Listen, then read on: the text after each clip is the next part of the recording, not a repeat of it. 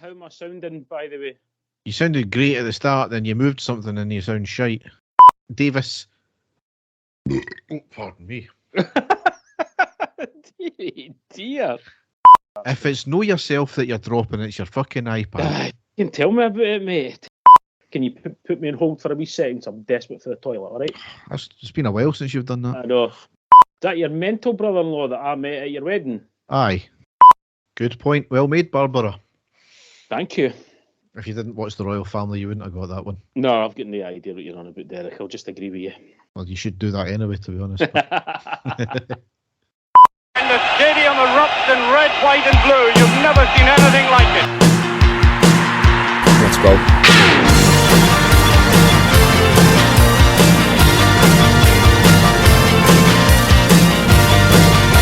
Manchester, brace yourself. Rangers are coming!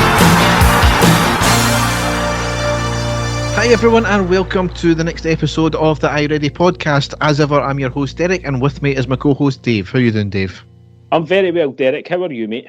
I'm not bad. I mean, we've got 3 wins to talk about today as well. I know, still some heart palpitations on some of the games I've got to say, but a win's a win, but we're just looking for a routine 3-0 victory or something like that, Derek, but it never seems to work out like that for us, does it? Well, we got 2-0 against Dundee United, so yeah, that's what we'll need to take, won't it? Yep, definitely. Yes, 3 games to cover, all wins, so fairly cheery today. Obviously a few talking points, but we'll get into that, so we may as well go down the tunnel and onto the pitch.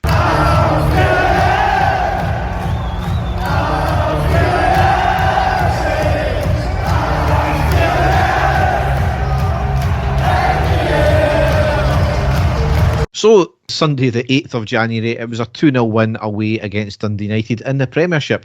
So, we lined up with 3 changes from the Old Firm game. That was McLaughlin in for McGregor, Jack in for Kamara and Cholak in for Morelos. So we lined up McLaughlin, Tavernier, Goldson, Davis, Barisic, Jack, Lundstrom, Tillman, Sakala, Cholak and Kent.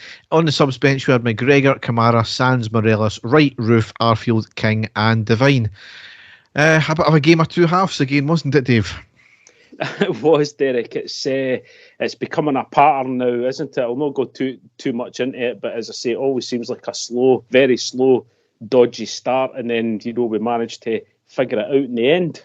Yeah, I mean, I've only actually wrote 3 notes for this for the first half. It was really another one of these away performances. It was dull, lacking in pace, plenty of possession, but we're running into brick walls in the final third, and that was completely aided by that lack of invention.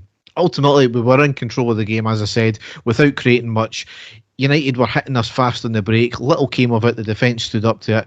One dangerous moment came on the 24th minute from them. It was good movement from United. The ball crossed in from the left, going right to the United attacker, but a good dive out by McLaughlin to parry the ball away. We had a few shots throughout the half, but really nothing troubling the keeper whatsoever. Story of the season, isn't it? Yep, totally. The second half, though, a much, much better second half, more in control, and we got the goals as well. At half-time, I don't know how much this played into it, though. Cholak off and Morelos on. What we thought was maybe just him getting a 45-minute run out because he was just back from an injury. No, it turned out to be another injury, which seems to be quite a bad one now, doesn't it? Yeah, it's a bit of a nightmare. He was very, very quiet and wasn't really involved in the first half at all, Derek, which we know can be, a part of his game. He comes alive when the ball's actually in the box, but very, very quiet from him. And as we all thought, just like what you said, he's just back from injury. He's not really involved in the game. He maybe wanted, someone with a bit more of a physical presence. That's what we all thought. And then, unfortunately, it turns out that he is out injured again for us, Derek. So, not great news at all for him. Nope. However, our best chance of the half so far was on the 49th minute. It was a lovely cross from the left on Barisic, right to the back post. Sakala kind of falls down, gets ahead to it. A good save at close range by the keeper. Again, the keeper didn't need to move though, but it was the best chance. Yep. 50th minute, we retain possession, probe around the goal, but lose out. United get up the park, find space, and a good shot, but easy enough take for McLaughlin. However, on the 54th minute, we did make it 1-0 with Sakala scoring. A superb goal where Sakala was back to goal, passes wide, gets fouled, makes a forward run. In the meantime, the ball was chipped forward to Jack, who flicks it into the path of Sakala with his shoulder, who has a one touch to beat the man, and his second touch shoots it past the keeper. An all-round outstanding goal, started by Sakala, a lovely wee, whether he meant it or not, a wee kind of shoulder flick by Jack for it to put it onto Sakala, a lovely touch, and then just an even better shot into the near side goal. Brilliant. It was great, Derek, and the guy deserves his place in the team. He's been one of our most consistent performers of late, hasn't he? I mean, ever since Michael Beals came in, he's been playing that sort of right forward position, and he'll run all day for you. Me and you spoke about it. He has got a wee bit of the touch of the Kenny Millers, hasn't he? If he's got too much time to think about something, that's usually his downfall. But when he's not got time to think and he reacts on his instincts, it turns out to be absolutely fantastic for us. And as you say, that was just a great move, and absolutely delighted for him. Great finish as well. Yeah, I think it was either in one of the post matches of the last podcast we said a lot of folk were saying that he's not Rangers class, but he's getting chances and he's scoring every other game, if not every game just now. So long may it continue. Derek, it's Ryan Kent that's been getting all the plaudits from all the experts out there because he's been playing more central and it's been a master stroke. But I think that Sakala's been, I've just said it, one of, if not our most consistent player over the last few weeks. I think there's really only been one game that he's really not been in it, but the rest of the time he's been a real danger going forward. So long may it continue, and we all love the guy as well. We're all delighted that he's getting a run in the team and he's producing the goods for us. Yes. 2 minutes later, though, after all the replays have been done, I was just finishing up typing the notes for that goal there, and we scored again, and it was Tillman that scored this time on the 56th minute. It was a poor clearance on the right from Dundee United. Jack picks it up in the middle, gets it forward, passes to Tavernier on the right in the box, who squares it to Cala, who shoots, saved by the keeper. It was poked away, but only to Tillman, who shoots it into the net from about 10 yards out. Brilliant. Yep, just great. The fact, as you say, that we were able to pounce like that, it shows you how well the players are working when the other team's in possession of the ball. Great to see, and again, great instincts there from Tillman just to get on the end of that. Following it up, that's all we're looking for our forward players, Derek. It's just for them to follow up any shots. That's what he did. He got the rewards, and excellent to be going in 2-0 at that stage of the game. Yeah, ultimately the game played out where we were more or less camped in the Dundee United half. They never looked like likely scoring at all. There was a substitution on the 71st minute, Sakala off, Arfield on. Tillman came off in the 77th minute for Roof, and on the 91st minute, Kent and Barisic off, Wright and Devine came on. So, first half really, really poor. Second half much, much better. Would have liked a couple more goals, but you can't really have a go at a team 2-0 away from home. So I'll take that any day of the week. No, it was, especially at Tannadice, Derek. We all know there's certain teams up their game significantly when they play us, Dundee United being one, especially at Tannadice. So delighted with the result, Derek, and a clean sheet. When was it like? There's not been a lot of them. I thought the defence, that's about the best I've seen our defence play. I was really impressed with Davis at the back as well. I thought this is him, because I actually thought he played really well in the Celtic game. And I thought this is him carrying on. This is hopefully us going to see the best of him. So delighted with the result. Yes. So that leads us into the next game that we've got, which was Sunday the 15th of January. It was a 2-1 win at Hampden against Aberdeen in the League Cup semi-final, where it had to go into extra time as well. We had two changes from the Dundee United game. McGregor in for McLaughlin and Morelos in for the injured Cholak. So we lined up McGregor, Tavernier, Goldson, Davis, Barisic, Lundstrom, Jack, Tillman, Kent, Morelos and Sakala. On the subs bench were McLaughlin, Kamara, Wright, Roof, McCann, Arfield, King, Devine and Lowry. First half being the better team, bar two lapses in concentration. Both of them ended up with the ball in the back of the net for Aberdeen, one of which was ruled for offside. We've been positive, forward thinking, trying too many crosses into the box from the wings rather than going through the middle. But overall, I was happy in the first half, other than the two, obviously, the two chances for Aberdeen. That was really the only two things they had done. But ultimately, the warning signs were there. We had the first big chance on the 3rd minute when it was a short corner with the ball out to Kent and then back to Tavernier. The ball was floated into the box from the right, and Sakala with an attempted header, but hits off the top of his shoulder and off the post and clear. So straight away, unlucky there, and it looked as if we were going to be starting on fire. Yep, it certainly did, Derek. It was a fantastic start and really unlucky. It's the one thing, we're talking about Sakala there just before. He's been excellent. Maybe the one part of his game that he's needing to work on is directing his headers and stuff like that. But unlucky there, and we thought at that stage that was it. It was going to be an all-out attacking game and hopefully a comfortable win, but it didn't quite work out like that. No, certainly not, because really out of nothing, on the 15th minute, Aberdeen had the ball in the back of the net, but it was about a foot offside. The more worrying thing, though, is it was just really, really poor for McGregor, not playing to the whistle for a start, because he seemed to hesitate coming for the ball when he could have easily got the ball before the Aberdeen player did when he was in the box. But he also got beat at his near post again. How many times has that happened this season? Because he seems to have this blindside where he's not able to get down quick enough. And is that part of his aging body?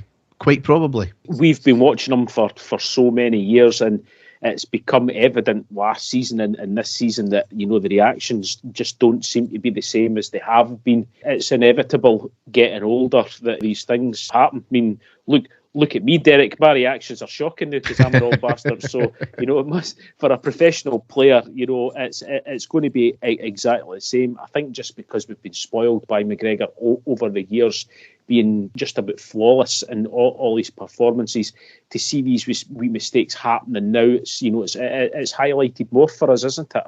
Yeah, I mean, it's really such a shame because he is literally a legend of the club. He's going to be on that Hall of Fame at some point. It's sad to see him go out like this because, again, you are only as good as your last game, and it is starting to happen with that now with McGregor.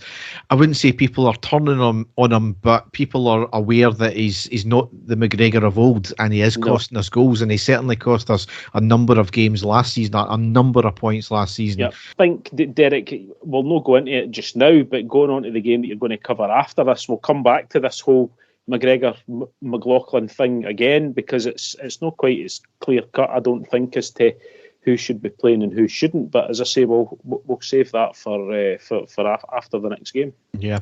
So, but anyway, that was ruled offside. Fortunately, 18th minute, a bit of a scramble in our box. Eventually got the ball away. It did hit off the arm of the attacker, but nothing give it. That's one of these things that seem to not be picked up by VAR. 21st minute. Sakala gets the ball in the box after a great back heel from Tillman. Sakala cuts it back, hits a shot, but just over the bar. 31st minute, a quick break. Kent fouled, but he had passed to Morelos just beforehand. The referee allowed play on. Morelos with a shot at the edge of the box and just wide. 32nd minute, Kent with a shot just outside the box after some good team play. The keeper with a decent save. Spills, Sakala shoots with the follow-up, but it went wide. 36th minute, corner from the left, knocked out. Delivery into the back post by Barisic. Morelos gets a head to it from close range. The keeper makes a great save. He's behind the line. The ball drops on the line. And despite Morelos claiming it being over, it certainly wasn't over. So Morelos, once again, why is he not playing to the whistle? I think, again, though, Derek, being a striker, everybody claims for it, doesn't he? I mean, I don't think it's just him. I think any sort of striker in there will be trying to claim that the ball was over the line regardless. So, again, it wasn't to be, unfortunately. Yep. And then, again, largely out of nothing, and I think it was only their first official shot on target, Aberdeen scored in the 41st minute. Again, it was just absolutely calamitous. The ball was played upfield by Aberdeen. The attacker was offside, so didn't go for it. But neither did Barisic. No. Another Aberdeen attacker ran 20 yards to get the ball. He squares it and slips it past McGregor. I mean, several points of failure once again there where we weren't playing to the whistle. Barisic never went for the ball. Davis never went for the ball. And McGregor could have done better with the goal, I think, as well. You said it there, Derek. I'm not going to go over too much because you've covered it all perfectly. Just a complete calamity in defence there. Totally.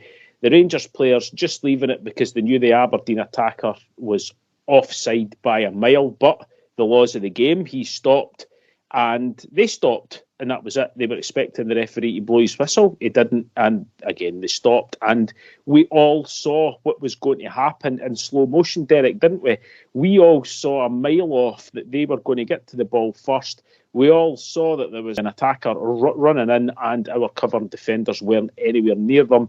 And, he managed to score. It was just a complete all-round fuck-up by the defence. That's all you can say. Schoolboy stuff, no playing to the whistle, end off. It's just unacceptable, I'm afraid. I was all praise Davies in the previous 2 games, but I feel that he was a lot at fault as well, just as much as what Barisic was, Derek. Yeah, I mean, that's how the half ended out, and, yep. It completely knocked us, that one, because we're playing fairly decent as well up until that point, and really just diabolical.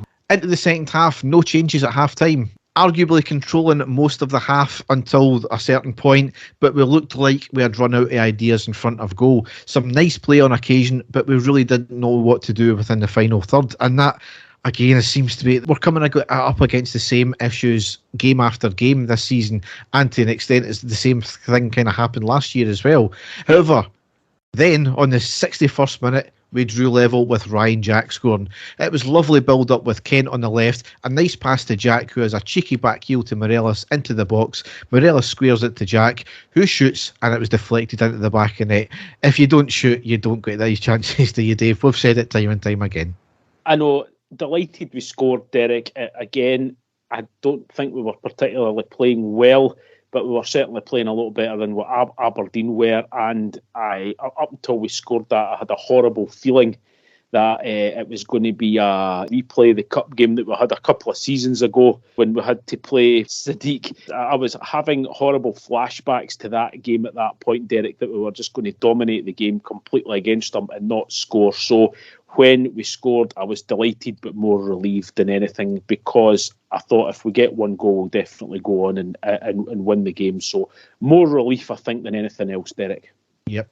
But not long after that, in the 72nd minute, Aberdeen really should have scored, because on the left, they crossed in, the player controls it, knocked away outside the box, and they had a shot off the post. It was still not cleared, and then they had another shot just wide. Fortunately for us, it was flagged offside in any case from the initial cross, so the second part wouldn't have happened and wouldn't have counted anyway. But again, living dangerously at that point, giving Aberdeen the chances. Just after that, 73rd minute, Morelos and Tillman off, Roof and Kamara on. 78th minute, our first corner of the second half, which was shocking.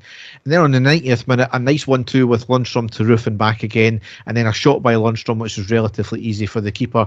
And then maybe the turning point, 92nd minute, a red card for Aberdeen. It was a shocking lunge at pace and Sakala by their captain. Can have no complaints whatsoever. However, as typically that happens, the Aberdeen fans seem to think that was an acceptable challenge to do. So, Derek, it was completely unnecessary as well. The area of the pitch that it happened on, that just had to show you straight away that it was a red card. To make that type of rash tackle out on the wing like that, when he wasn't going to, he wasn't the last man. He wasn't really in any danger at that stage. He might have got a break of the ball, but it was a really reckless, rash challenge in that area of the pitch. 100% it was a red card. There's no question about it. Yes. So that's how the game ended up at 90 minutes into extra time. Extra time was delayed slightly by about a minute or two because they looked as if they were having issues with VAR.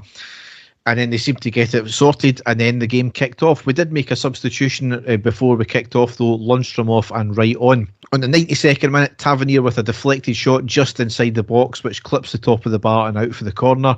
And then on the 94th minute, we pulled ahead and made it 2-1 with Roof scoring. Wright was outstanding down the left-hand side. He absolutely blasted past his man, takes it to the goal line, cuts it back to Roof in the middle, who just had a simple calm side foot into the back of the net.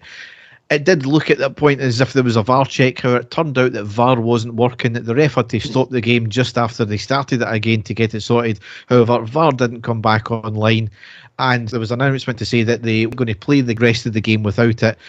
But then it did come back on eventually. And there was another announcement, just absolutely farcical. But the goal itself was outstanding from Wright, wasn't it? He loves playing at Hampden, Derek, doesn't he? You know what I mean? The last time we played at Hampden was in the Scottish Cup final against Hearts, and he was outstanding in that game. Scored a goal, and he absolutely tore Aberdeen to shreds. I think he maybe had a wee chip on his shoulder because it was his old team. I don't know, but absolutely outstanding by him.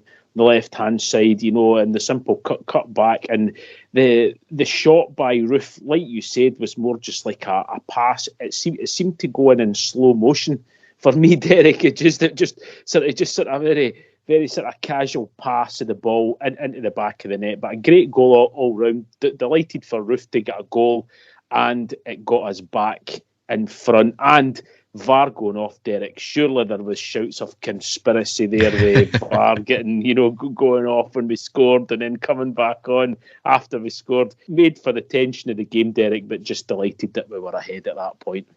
Yes. 99th minute, good save from McGregor with a shot just outside the box. 103rd minute, Sakala with a shot in the box, deflected just out for a corner, and then it was half-time. At half-time, Sakala and Barisic off, Arfield and Devine on. We had used all our subs at that point. 107th minute, good link-up play with Devine and Wright, ending in Wright having a shot from just outside the box. 113th minute, concern because Roof went down with a shoulder injury. It was a shoulder challenge, a fair one off the ball. He went down and he looked to have landed heavily, and he went off gingerly. And we eventually got the substitution on for him on the 118th minute where Charlie McCann came on. Obviously allowed an extra sub in extra time. So he's going to be out for a lengthy period of time again, it seems. Derek, I actually hadn't seen the update on his injury. I knew it was a shoulder problem, but I hadn't actually seen any updates to see how long he was going to be out. Very frustrating for the guy. Everybody knows my feelings about him. I think he's a bit of an enigma. When he's hot, he's absolutely outstanding, but he can be very, very sort of lightweight. But you got to feel for the guy. Comes back in, scores the winner, gets us in 2-1 up at that stage. He's only just back in the team after being out for so long, and then, which seems to be a pretty nothing sort of challenge, he ends up in a lot of pain, and that's him off. So you've really got to feel for the guy, haven't you? Yeah, I mean, you summed it up there. It's like, just back from injury, comes on, scores the winner, goes off injured. I mean, that sums his Rangers career up, doesn't it? I know, it does, aye. And as I say, that's absolutely no luck there as well, because he is a useful player, Derek. I mean, he goes through major purple patches for us where he scores a lot of goals, and it's something that we really could be doing with. And you lose him again, and like I said, I didn't know that he was going to be out for a lengthy amount of time, so it's pretty heartbreaking for the guy, isn't it? 120th minute, just in the last dying minutes, there was a long free kick by Aberdeen, knocked to the left side. The attacker controls and shoots, and a fantastic block by McGregor. And the last piece of play, heart in our mouth again, because it was 124th minute. Aberdeen up the park on the right. McGregor hesitates to come out. The attacker gets a cross off, cleared at the edge of the box, and a shot and a save by McGregor. It all stemmed from Wright, though, trying to take the ball up the park, take his man on rather than just get the ball to the corner. So a bit disappointing that from Wright. But given how well he had played since he came on. But certainly that's how the game ended up. Delighted with that. Into another final that's going to be on the 26th of February against Celtic. But obviously the talking points that came out of this game as well was VAR, just the farcicalness of VAR just going down, coming back up. As you said, the conspiracy theories ringing out. The fact that the Aberdeen fans and this fucking maniac called Lint on, I don't even know what his proper handle is, online, he just, every time Rangers play, his videos on Twitter straight away, completely blanks out anything Celtic get in their favour, but it's all big bad Rangers. And the fact that apparently Ryan Kent punched one of their players. I mean, I've never seen so much bullshit in my life. Yes, there was a coming together. Yes, there seemed to be a clash. Certainly there was a motion to try and chuck him out of the way, but to call it a punch was just absolutely a joke, wasn't it? It's not just been him, it's been the usual suspects as well. Derek Andy from SPFL Insider or Inside the SPFL also doing his dinger saying that it was a punch. It was absolutely farcical, Derek. But again, it's exactly what we expect for these idiots, isn't it? Yeah, I mean, I loved Michael Beale after it as well. He says, we never had VAR tonight, but they never used VAR last night, which was obviously in reference to Celtic getting away with the biggest fucking joke of a decision ever. The fact that Willie Collum never went to VAR for a clear penalty to Kelly, but that's another story. The second talking point from the game obviously was the state of the pitch. I know we've had 2 days of torrential rain, but the pitch is never played on. It's been played on twice this season, it cut up like that. Aye, it was quite evident early on, Derek, that there wasn't going to be a lot of great passing play in that game. So fair play to Rangers and fair play to Aberdeen. You don't hear me saying things like that often, Derek, but to actually get a half-decent sort of cup tie played on that is credit to the players, because it was an absolute disgrace. That pitch, there's nothing more you can say about it, just a total disgrace. I mean, what is the redeeming qualities of Hampden? I really don't understand it. The pitch is shite half the time. Behind the goals are an absolute joke. You do get a decent view when you're on the north and south stands, I believe, but you know the behind the goal stands are an absolute joke. The transport to it is non-existent. Yeah, you know, it's like, what is the redeeming qualities? Why don't the SFA do something forward thinking? Do you know how much money they could make off the land if they sold off Hampden? They could make an absolute fortune, more money than that you would normally get for selling a piece of land. It's right in a prime area for housing or some sort of major development, and then use the money to either fund renting out Murrayfield or using one of the other one good stadium in Glasgow anyway, or build a purpose-built stadium somewhere out in the central belt somewhere, you know, because we're spending money after money trying to upgrade Hampden, but you seem to be having to spend more money to upgrade it than you actually do to build a new stadium. And you go on about, it's the history. What fucking history has Hampden got, really, outside the Scottish game? We haven't won a World Cup. We haven't won a European Championship. Who the fuck cares? They can't even use the excuse for Queen's Park anymore, Derek, because Lesser Hampden is being redeveloped as well with proper purpose-built stands for Queen's Park to use, because I believe that they've had quite a lot of money invested in them as well. I'm 100% with you, Derek. I've had the football purists out there saying, Glasgow's the home of Scottish football and that. Fair enough. Just like what you said, Derek, sell the land, build a new stadium right in between the two main motorways. There's plenty of land that they could build it on, and it's still going to be in the Glasgow area if that's what you want it to be. But it's just a farce. We've got Murrayfield sitting there, which is a phenomenal stadium, and it's got all the traffic links into it with the trams and the trains and everything. It's all there. It would be perfect for it as well. But I'm afraid I think it all, again, Derek, comes back to the people who run Scottish football, the dinosaurs that are in there, and I can't see it happening. The main stand, the south stand, is very impressive, Derek. I've been inside it. I've been to the museum. It's great, and but I've sat in it as well. But as you quite rightly said, the rest of the stadium is just an absolute heap of shite. I mean, there's been more historical concerts went on there than the fucking what happened with the national team. So, aye. Anyway, that's a story for another day. Yes. We'll go into the next game, and the last game I've got to cover. It was last night, Wednesday the 18th of January. It was a 3-2 win away against Kilmarnock in the Premiership. Now, I think we had a couple of changes as well, but once again was the keeper change, which we'll talk about in a second, because we lined up McLaughlin, Tavernier, Goldson, Davis, Barisic, Lundstrom, Kamara, Arfield, Sakala, Morelos and Kent. On the subs bench were McGregor, Jack, Sands, Wright, McCann, King, Devine, Lowry and Tillman. Now, the keeper situation, that's two different keepers used in these three games. It's been McLaughlin, McGregor, McLaughlin again. He came out after the Aberdeen game saying effectively that McGregor's the number one keeper, and then in his press conference last night he's more or less retired McGregor as well by saying that he's not going to be here next year effectively. So what is it? I think Michael Beale's been a wee bit too open in the press conferences, but the keeper situation, it needs to be one or the other, surely. He did say that, Derek. He also said after that McGregor will be back in goals for the next game. So again, we're completely flummoxed. You gave us the rundown of the teams there, and the only real talking point was the goalkeepers.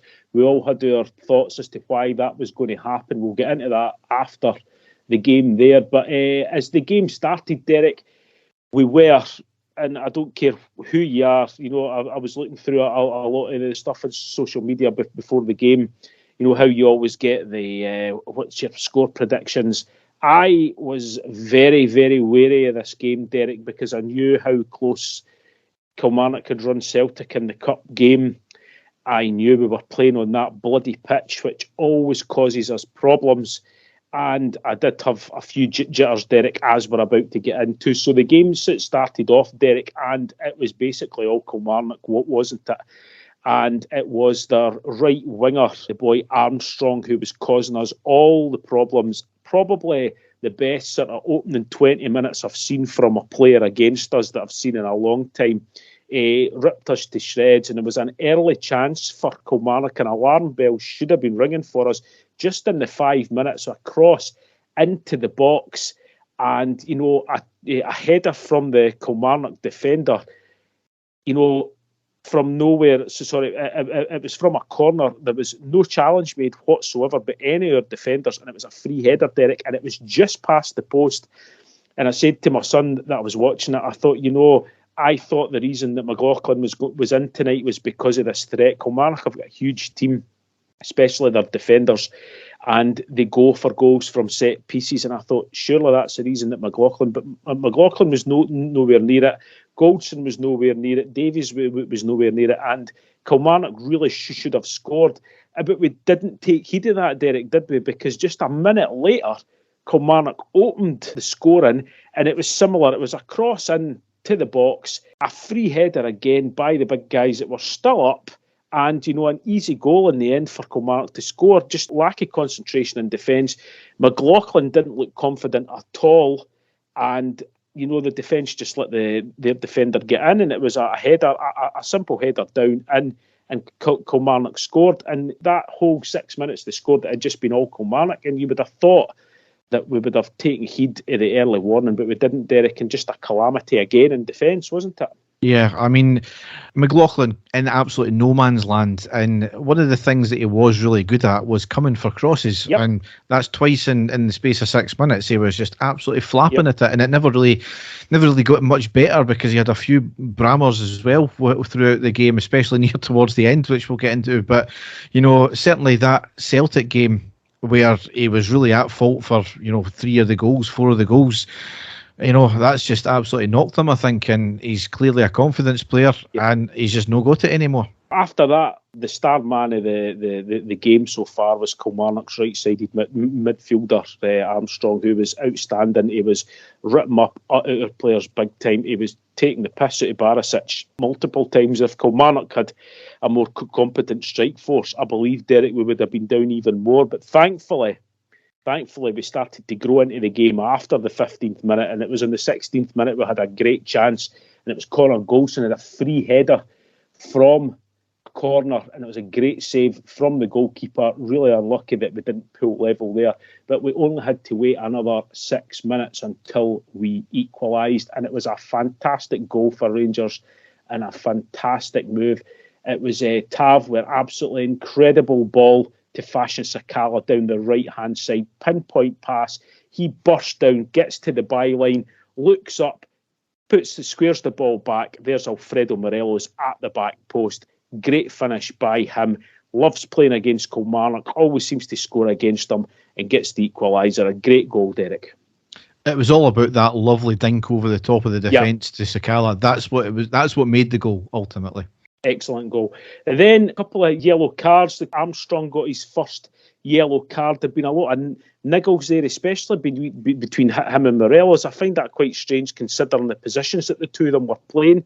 Derek, they seem to be having a good sort of go at each other throughout there. I know what you're going to say. I know me and you are got differing opinions of Alfredo, but there seemed to be a bit going back and forward. But Armstrong got his first yellow card not long after that, just because of the constant fouls that he was putting in. Apart from that, he was having an outstanding game. But then on the 36th minute, totally baffled, Alfredo Morelos gets a yellow card, basically for putting in a challenge and not being able to get out the way. I still honestly don't know what he was booked for, Derek. I don't know if you got a look at it, but it seemed to be that because there was one, the Kilmarnock player was booked, he thought he'd just might as well, the first sort of slight incident that happened, they would just give Alfredo a yellow card. But I think he was just getting booked because of who he was. It certainly wasn't any bad or rash challenges that were put in at that point. No, definitely not. It wasn't even a foul. That was the best of it. So I'm absolutely baffled for that one there. Yep. So again, it was a bit sort of even Steven at that point. We were getting more of the ball, not really doing much. Kilmarnock had a chance in the 41st minute, shot for the edge of the box. Thankfully, it was straight at McLaughlin, but again, no challenge from the defenders or the people in midfield. 44th minute, a great passage of play from Rangers, starting to take control, cross into the box, which was headed away. Then a shot from John Lundstrom straight at the goalkeeper, and that was when the referee blew the half-time whistle. So certainly finished stronger, Derek, with better position, but not a lot of clear-cut chances in the first half. No, just disappointing the way we started off again. We certainly started to come back into it, but why can't we just get a 90-minute good performance from the team with two or three clear goals? Yep. Anyway, into the second half, Rangers starting off on the strong foot, and we only had to wait 6 minutes into the second half for Rangers to go 2-1 up. And it was a strange one. It was just a long ball from defence right up the middle of the park. Ryan Kent had stayed onside. The Kilmarnock defence didn't judge it at all. Kent sort of ran, great control from Kent, to be fair, through into the box, but more to the left-hand side. Couldn't really get a shot away. Sees Alfredo Morelos making a run on the right-hand side, plays the ball out to him wide. Alfredo takes control of the ball. The Kilmarnock defenders are back, but he looks back, plays the ball back towards Ryan Kent, who was now at the edge of the box. He takes a touch, looks up and fires a fantastic shot low into the corner past the goalkeeper. Absolutely tremendous goal by Ryan Kent, Derek, and that was us now leading 2-1. I mean, what a ball to Kent in the first place. That was an outstanding ball. And then just outstanding from Kent. You know, you were talked about it before. Kent, you know, he's getting a lot of praise, and rightly so, because he seems to have this kind of free role now, and he's not just getting chucked out on the left. It's been refreshing to see. He's starting to, you know, earn that contract if he's going to sign it. I know I think he talked about it last night, but, you know, certainly it was a great all-round goal. But the long ball up the top was the thing that made it. Very strange for us scoring a goal like that, Derek, because it's very, very few times that we've seen us scoring goals from us. You know, a long ball out of defence like that. But no, absolutely delighted to be 2-1 up at that stage. And like I said, especially on that pitch, the control that Kent showed was fantastic. But 59th minute was a great through ball again from James Tavernier to Fashion Sakala. Again, gets to the byline and cuts the ball back. Absolutely fantastic ball by Sakala right over the face of goal. All it was needing was for somebody just to be in the right place, right time, and there'd been a simple goal, but no takers, unfortunately. Then, big talking point, 60th minute, Kelly go down to 10 men. And it was that boy Armstrong that we had been talking about, Derek, the good and bad at certain players, a guy who had been outstanding the first part of the first half. He got yellow carded, and then for me it was a straight red, Derek. I don't care what anybody said. A challenge with Barisic, nothing in it, but he just raised his elbow right into the face of Borna Barisic. It was a clear red card to me. He only got yellow carded, but it was his second yellow card, and he was off the field. What did you make of that one, Derek? For me, it was a straight red card every day of the week. I don't know what the referee was thinking of there. I don't know what the player was thinking of as well, for the fact that he was going nowhere. It was absolutely needless, and he just done that. What I want to know, though, is surely VAR's got to look at that for a clear novice error. I mean, I suppose that the referees made a judgment, so maybe it's a case of not re-refereeing the game. But at the same time, I've seen VAR down south upgrading a yellow card to a red card because it was violent play. Now, this was violent play for me. So the difference between a second yellow and a straight red, there's going to be a difference in his ban he's going to get there. So surely VAR's got to kick in there. But it was just needless from the player.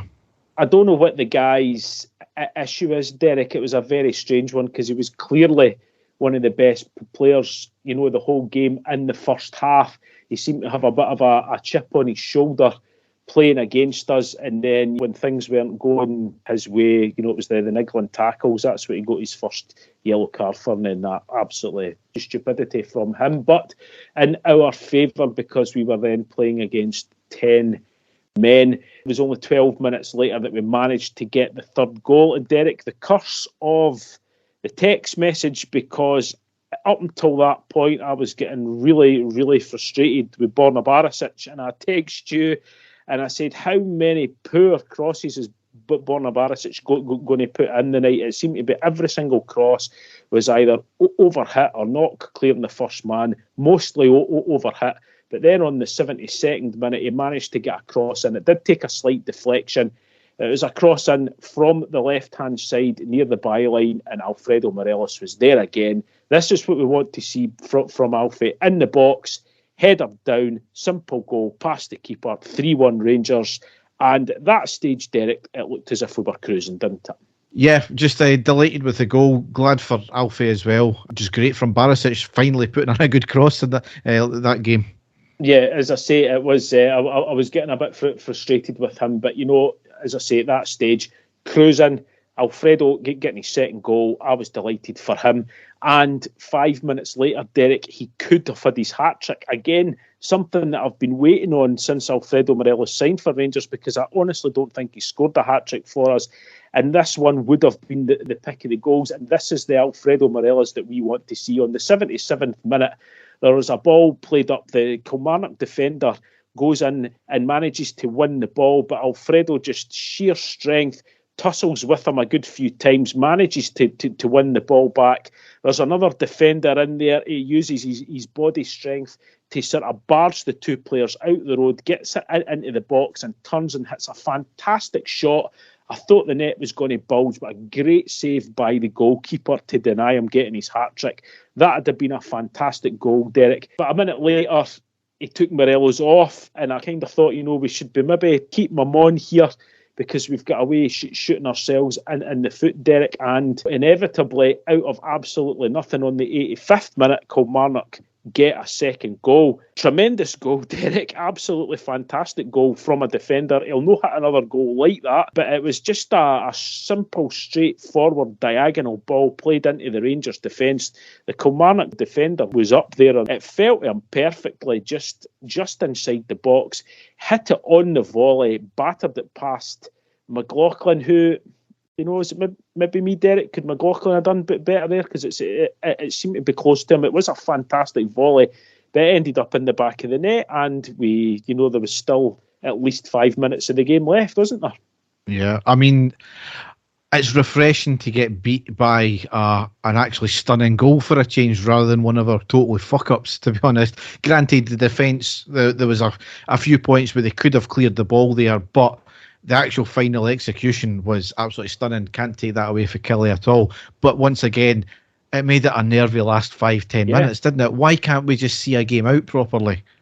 Yep, it did, Derek. And, Kilmarnock had brought on Kyle Lafferty at that point. And we all know Kyle Lafferty, he'd done it a few times for us in the past, but he's certainly done it a lot for Hearts and Kilmarnock, where he can kind of get a goal out of nothing. And he almost did right at the end of the game, where the ball fell to him outside the box, miles out, and he just absolutely whacked it. And at the last second, it took a swerve.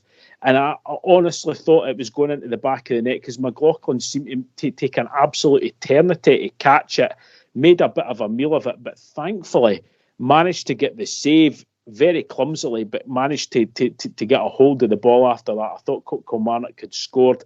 Kilmarnock then had another chance right into stoppage time. I think there was only 3 minutes of stoppage time there, but they managed to get another one, a header, but thankfully it was past the post. McLaughlin and Tav getting a bit mixed up, trying back heels and stuff like that. Really, calamitous stuff again at that stage of the match. But we held out, Derek, in the end, what should have been a really comfortable win. Again, lapses in concentration and defence made it a lot more close than it should have been. But thankfully, we got the 3 points in the end on that pitch and against what could have been a really tricky opposition. So, again, Derek, just like we've said, delighted we got the 3 points, but it could have been a lot easier, couldn't it have?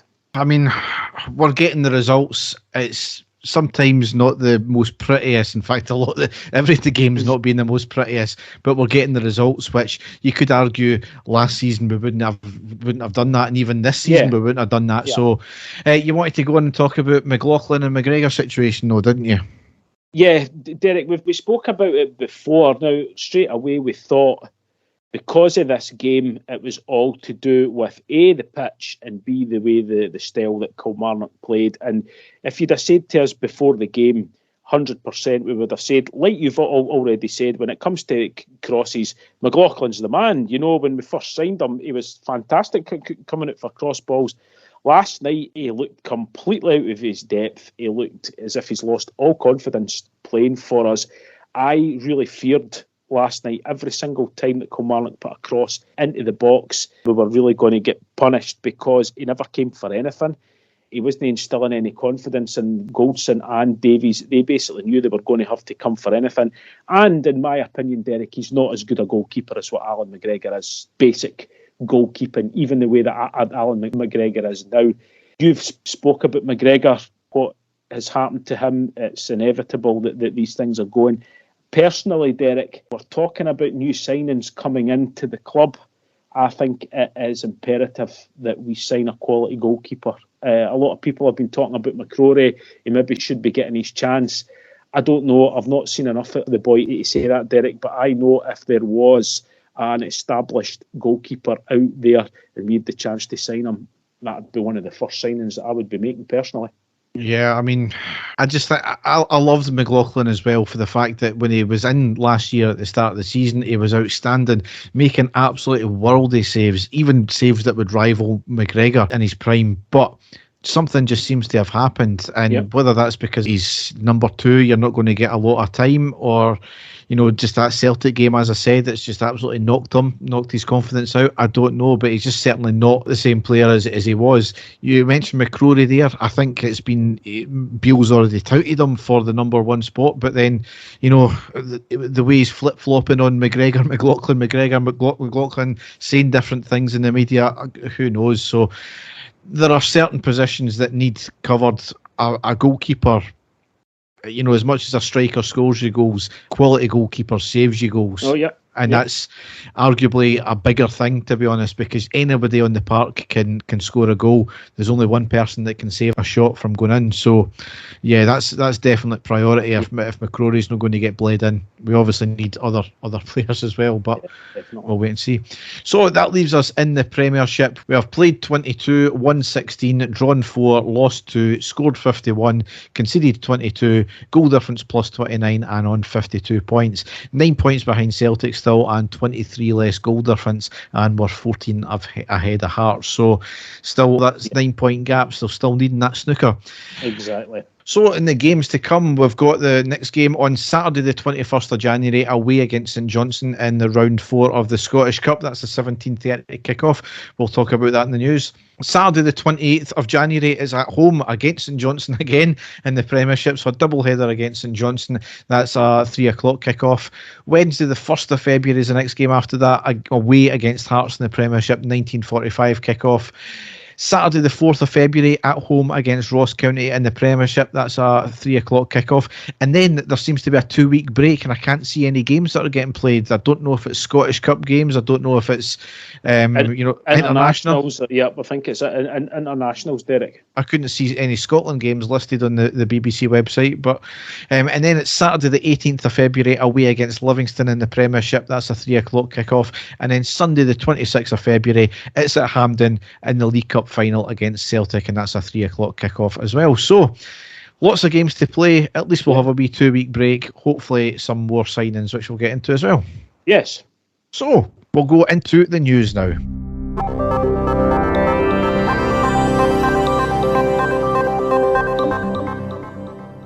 So I finished off with hoping for signings. Certainly Only a couple of weeks left in the window. It's not looking great so far. However, it's rumoured that Todd Cantwell deal is apparently done pending a medical, and there's also rumours as well about Morgan Whittaker and Nicholas Raskin to be signing as well. But you know me, Dave, I really don't take much interest in the rumours.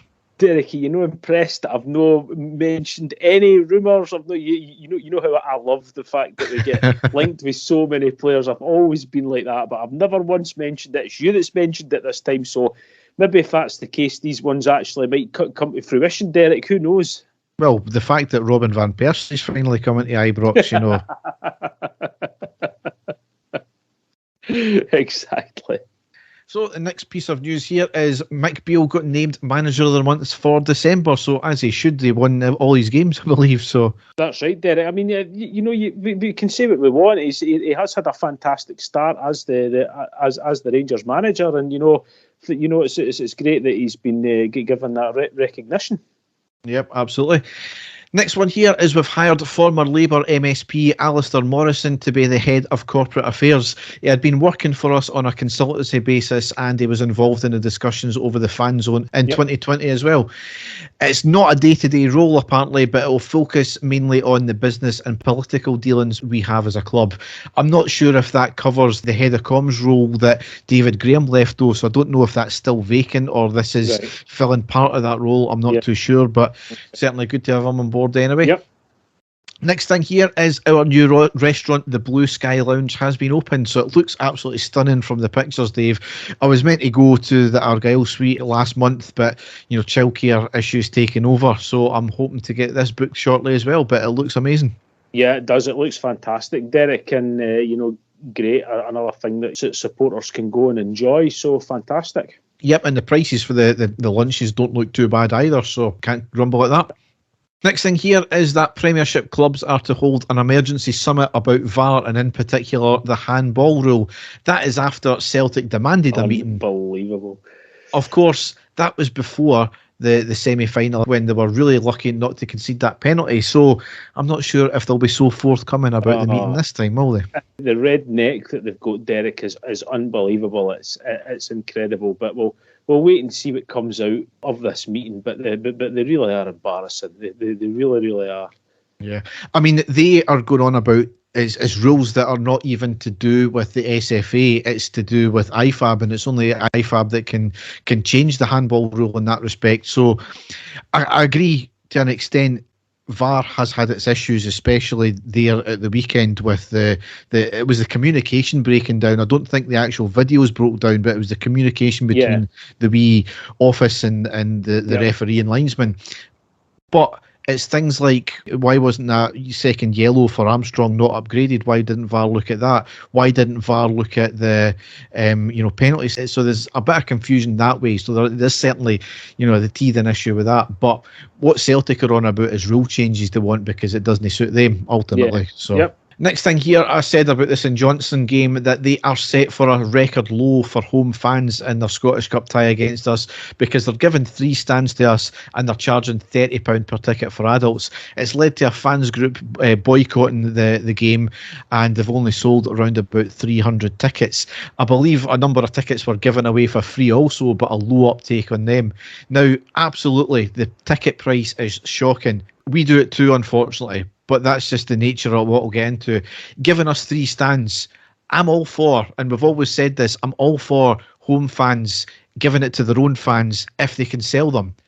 But the clubs need the money, so if they can't sell the tickets to their home fans, they're well within their rights and they're absolutely correct to sell to the away fans. And as I said on Twitter last night, the clubs were quick to rush into locking us into a shite TV deal. And if a club has voted against us for our funded proposal of an independent investigation into the governance of our game, then they've made their bed, they can lie in it. The only way clubs in Scotland make money is through tickets because the TV deal is that shite, because the other commercial deals are that shite. I mean, we've got fucking Grant's Vodka sponsoring us, for God's sake. It's not as if it's like Smirnoff, Dave. We've got Grant's Vodka. It's only just a step above Tesco's own vodka at the end of the day. Derek, there's a lot being said of this, but it's been going on not just recently. I remember going to McDermott Park years ago, and Rangers getting 2 stands and half another stand as well. This isn't the first time that this has happened. And exactly like what you said, if the St Johnstone fans come out and support their team and, you know, bought tickets for it and filled the stands themselves, we wouldn't be having this argument, but they're not. And their club has said, oh, well, you know, we're almost guaranteed to fill all these stands, so we'll charge astronomical prices, living off the blue pound again, like the vast majority of clubs have done for years now. They're going to make their money. It's going to benefit us as a team having the more supporters there, which is fine. So I don't have an issue with it at all, Derek, with the teams selling that amount of tickets to away fans because they can't sell it out themselves. That responsibility then comes down to the supporters of St Johnstone or whatever club it is that we're talking about. I mean, it leads back into the whole Aberdeen fans. They only taken, was it 14,000 to Hampden for the semi-final there, and it's like, we taken something like 20,000 away to Leipzig for a fucking friendly. We had 20,000 fans going to Germany for a friendly. They can't travel 150 miles down the road for a game in a semi-final. You know, I appreciate that these clubs don't have the money that Rangers and Celtic have. They don't have the fan base that Rangers and Celtic have, but they bring that on themselves sometimes, and especially bring that on themselves when they vote for a TV deal, which is utter bollocks. I mean, I think, was it Amazon or was it one of the other streaming websites that for the MLS, they were getting an astronomical amount of money that just through a streaming service for the MLS, for God's sake. You know, I mean, and I'm not being, you know, degrading to the women's game at all, Derek, before I get called any names or anything like that, but there's more money getting pumped into the women's league in England than there is in the Premier League in Scotland, which is absolutely incredible. Yeah. But that's what they voted for, so they can't blame Rangers when we get more stands.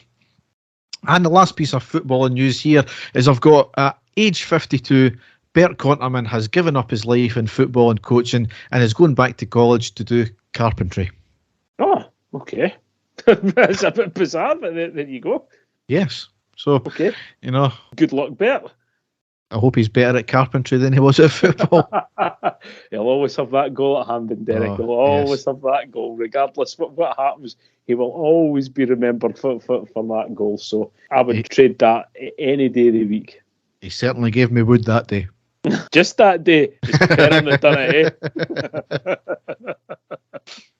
You know, I've wanted to copy a few hairstyles in my time, Dave, but certainly that wasn't one of them. I think it was a Dutch thing. I remember Ronald Vateris's hair as well. That was a bit Hasselhoff-esque back in the day, but there you go. It's a perm. Exactly. So, Guy nicknamed Sample after handing over tube of sperm instead of urine. Okay. Nicknames can be all sorts of wild and wonderful. That's why we asked for some of the best, and we were not disappointed. So much so that we had to track down a bloke called Stephen Earls after his pals responded to a tweet where it was revealed that his nickname was Sample, all thanks to him handing over a tube of jizz instead of good old pee. Stephen, who is 28 now, but 18 at the time with Instant, said that he was trying to get a new job and he'd passed all the stages apart from the important medical assessment. It's for a job. Oh my God. He said, I had all the basics done: lungs, blood pressure, eyesight and hearing tests. This was my first proper job that included a medical, and before I'd never been asked to give a sample. I saw the nurse and she gave me a brown envelope. Inside was a clear tube. She said, then go to the bathroom and give me a sample. She didn't actually specify what the sample was. So I went in the toilet and I was confused on what she wanted. Unsure of what she wanted, Stephen thought it was only right that he produced a semen sample because he was embarrassed to muddle to hand over the urine. Oh my God. Stephen from Wales went on to add, anyway, after what seemed like a lifetime, I came back into the room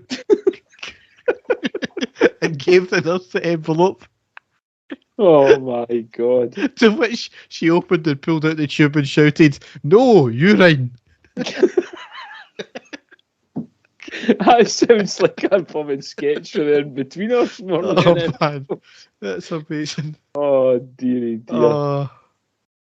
Well, easy mistake to make, Derek. Yeah. What if you didn't specify?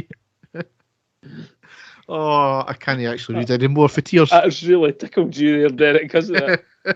That's good. On that note, On that note, yeah, definitely. Oh dear. Oh my God. On that note, we will get into the game. I was going to say, pull yourself together, man, but that's maybe a bad Definitely thing. not. Right, on that Oh, note, we will end the podcast. Yep. So, as ever, you can check us all out. There will be a website. I'm not even going to do it, Dave, but Yep. you can go to all the usual podcast outlets. Oh, dear. Oh, my God. So, thanks for listening. Goodbye. Right, goodbye, folks. Take care. You're not right in the heat, man. And the stadium erupts in red, white and blue. You've never seen anything like it. Let's go.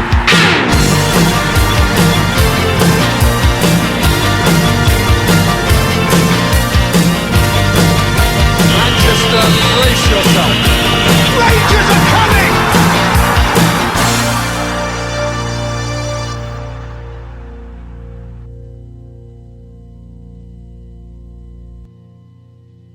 I've got to see her belly now. I know.